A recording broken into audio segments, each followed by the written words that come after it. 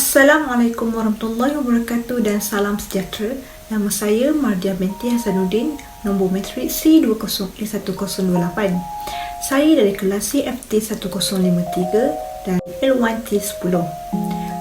Baiklah, saya akan membentangkan projek yang perlu dilaksanakan untuk subjek asas studio ini, di mana projek yang ialah wire structure.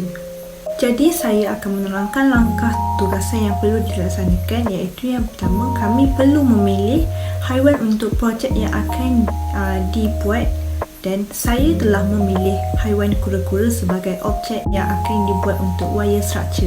Saya telah melukis lukisan realistik haiwan tersebut sebagaimana wire structure akan dihasilkan nanti.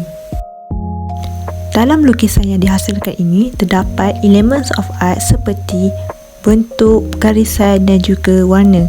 Sebagai contoh, garisan tebal dan nipis. Seterusnya, saya melukis structure view dari sudut pandangan hadapan dan tepi dengan menggunakan pensil 2B, 4B, 6B dan juga 8B. Proses yang seterusnya untuk perkembangan idea, saya telah melukis cengkerang, kaki dan juga kepala kura-kura dengan menggunakan pensel 2B, 4B, 6B dan juga 8B. Saya melukis gambar realistik kura-kura untuk close up dari sudut pandangan hadapan dan juga pandangan tepi dengan menggunakan warna pensel. Perkembangan idea menunjukkan close up bahagian badan kura-kura dengan lebih dekat, close up struktur dawai dan juga close up gambar kura-kura dari sudut pandangan hadapan dan juga tepi. Untuk proses pembuatan produk akhir, saya menggunakan dawai bersaiz 18 untuk badan dan kepala serta ekor kura-kura, manakala bahagian cengkerang dalamnya saya menggunakan saiz 22. Dan ini merupakan kura-kura yang telah siap dibuat daripada dawai, dan gambar yang pertama merupakan dari sudut pandangan hadapan, kedua daripada sudut pandangan atas serta daripada sudut pandangan tepi. Jadi, jelaslah 2D shape daripada lukisan sehingga 3D shape menjadi sebuah bentuk mempunyai pelbagai elements of arts, iaitu produk akhir 3D mempunyai bentuk pelbagai seperti bentuk geometri, bentuk bulatan dan sebagainya. Seterusnya, bagi projek yang kedua pula, saya telah memilih haiwan step beetle ataupun kumbang sebagai tajuk bagi projek cardboard ini.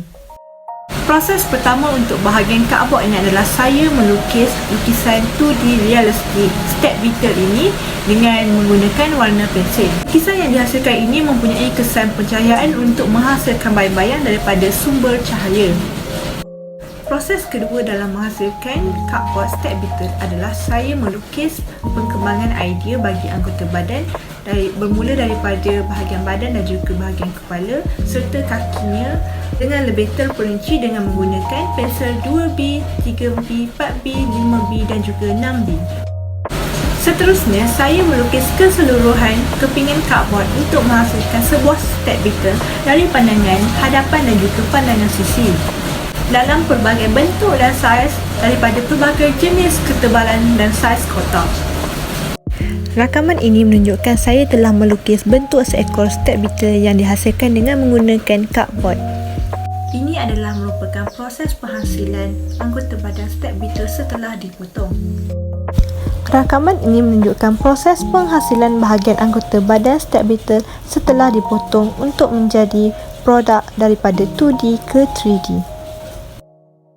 Untuk bahagian terakhir, saya memotong kepingan-kepingan kotak dan cardboard yang telah digunakan daripada pelbagai saiz dan menggunakan PVA gum untuk mencantumkan kepingan kotak dan cardboard tadi menjadi bentuk 3D.